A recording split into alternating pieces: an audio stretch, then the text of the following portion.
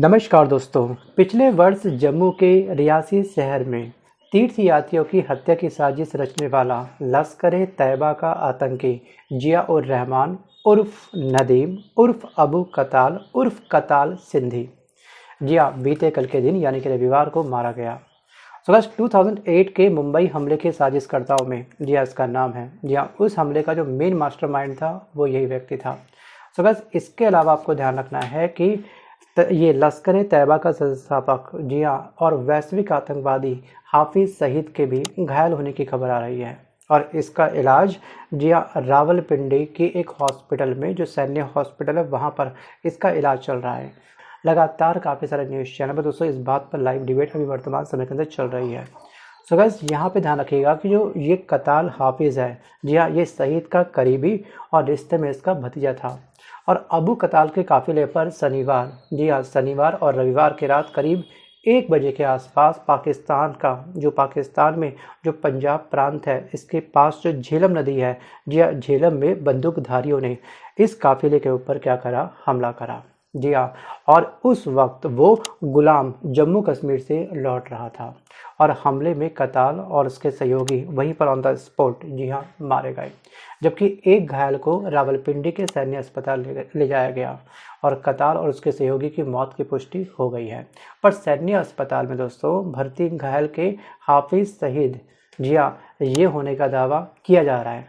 ठीक है, अभी इस बात की पुष्टि आपने दोस्तों जो उन्होंने अंदर रखा है उसको हॉस्पिटल में, उनको सबको पता होगा, लेकिन भारतीय इमरजेंसी इसकी पुष्टि नहीं कर रही है। और यहाँ पे ये माना जा रहा है कि हाफिज़ के लाहौर की सेंट्रल जेल में बंद होने के दावे की वजह से पाकिस्तान इसे छिपा रहा है। So guys, financially action task force, जिसे हम बोलते हैं FTF, राइट, इसकी ग्रे लिस्ट से बाहर निकलने के लिए पाक ने हाफिज़ और जैश-ए-मोहम्मद के मुखिया को जेल में डालने का दावा किया था।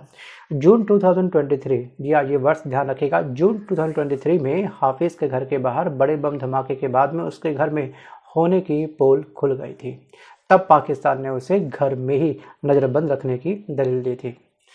सो गाइस, कताल से पहले सितंबर और दिसंबर 2023 लास्ट ईयर में पाकिस्तान में अलग अलग घटनाओं में उसके सहयोगी रियाज अहमद उर्फ अबू कासिर और हंजना अदाना भी मारे जा चुके हैं।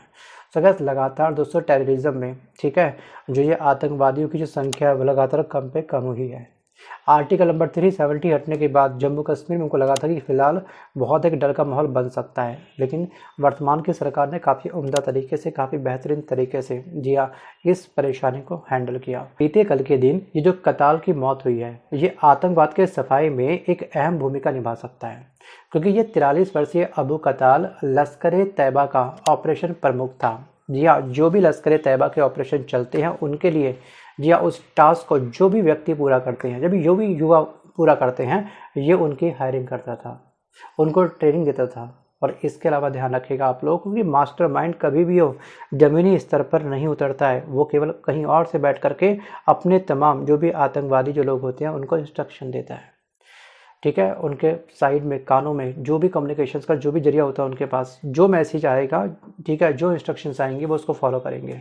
अगर मास्टरमाइंड ये बोलता है कि अब आपका खतरा बढ़ चुका है, ठीक है, खुद को बर्बाद कर लो, खुद को ब्लास्ट कर लो, तो ये अपने ऊपर ग्रेनाइट लगा कर खुद को ब्लास्ट कर सकते हैं। सोचिए, ये अपने दिमाग का बिल्कुल भी इस्तेमाल नहीं करते हैं, ठीक है, ये होते हैं एज ए पपट। अब वापस आता हूँ टॉपिक की तरफ।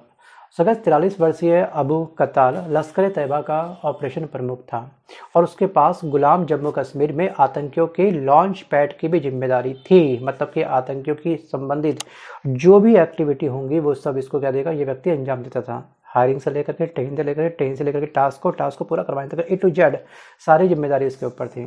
सो गाइस, खास तौर पर जम्मू क्षेत्र में आतंकियों की घुसपैठ और ड्रोन और अन्य माध्यमों से हथियारों की सप्लाई भी वही सुनिश्चित करता था कि आखिरकार सप्लाई किस दिन होगी, कौन सा दिन सेफ है, ठीक है, मोड क्या होगा, पानी के रास्ते, हवाई जहाज के रास्ते या फिर दोस्तों जंगल के रास्ते, A to Z यही काम करता था।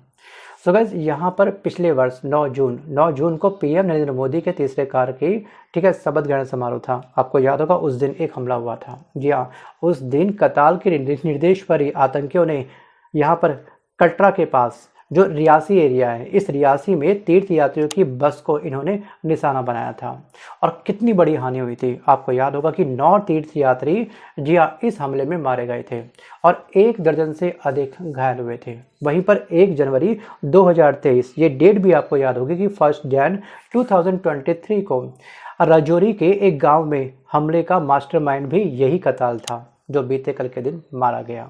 सो गाइस, ये बहुत बड़ा अचीवमेंट है। इसके अलावा जम्मू क्षेत्र में, ठीक है, जम्मू क्षेत्र में सुरक्षा बलों पर हमलों के पीछे भी कताल कई बार जी हाँ मास्टरमाइंड बन चुका है, कई बार ये हमले करवा चुका है।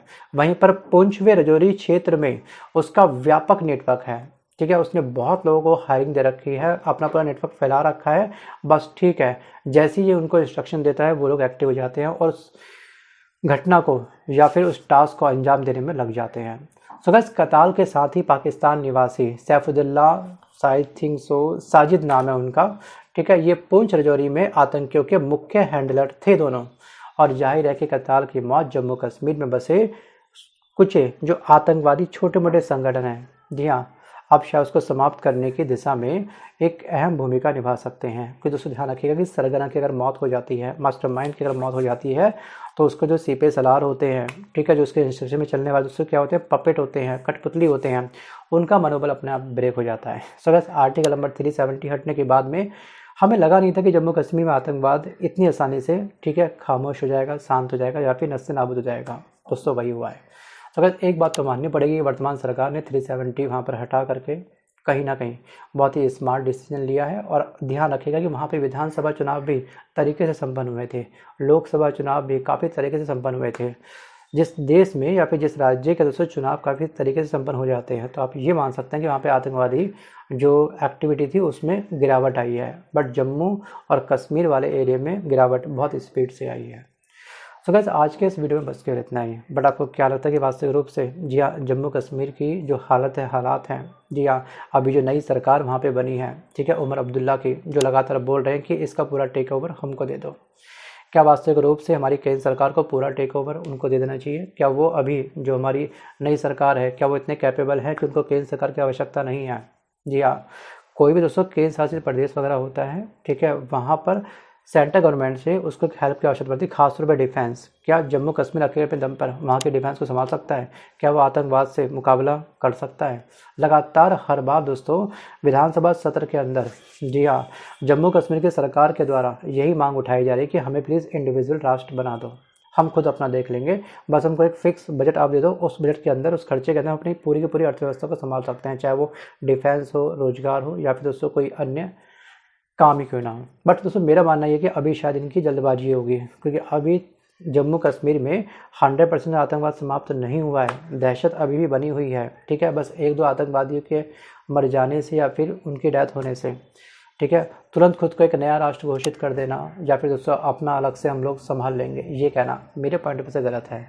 वीडियो को पॉज कर दोस्तों आप मंथन करिएगा, अगर आप भारत के प्रधानमंत्री होते तो क्या जम्मू कश्मीर की जो सरकार की जो डिमांड है, काफ़ी समय से जब से चुनाव जीती है ये लोग, 8 अक्टूबर को रिजल्ट आया था जम्मू कश्मीर के विधानसभा चुनाव का, तब से लगातार हर बार सत्र में यही मांग इनके द्वारा उठाई जा रही है कि हमको इंडिविजुअल सारे एक्शन लेने दो, चाहे वो डिफेंस के हों, चाहे वो अन्य कोई एक्शन ही क्यों ना हो। Think about it. धन्यवाद।